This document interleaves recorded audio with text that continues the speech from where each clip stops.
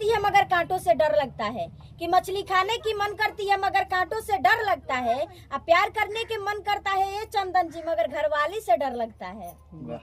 किसी से क्या फायदा जबकि बरसात ना हो, कि शीत गिरने से क्या फायदा जबकि बरसात ना हो, अब प्यार करने से क्या फायदा ये राकेश जी जबकि मुलाकातें ना हो।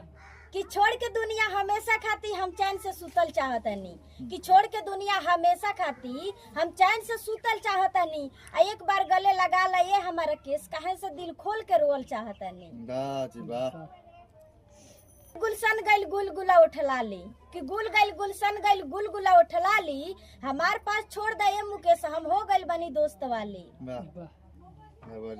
थाली में रोटी सजाए गिलासे में पानी, कि थाली में रोटी सजाए गिलासे में पानी, जब हमारे खेसारी लाल याद गिलासे में पानी, कि थाली में रोटी सजावल बा गिलासे में पानी, जब खेसारी जी याद आवेनी तो मिट जाला भूख प्यास सारी।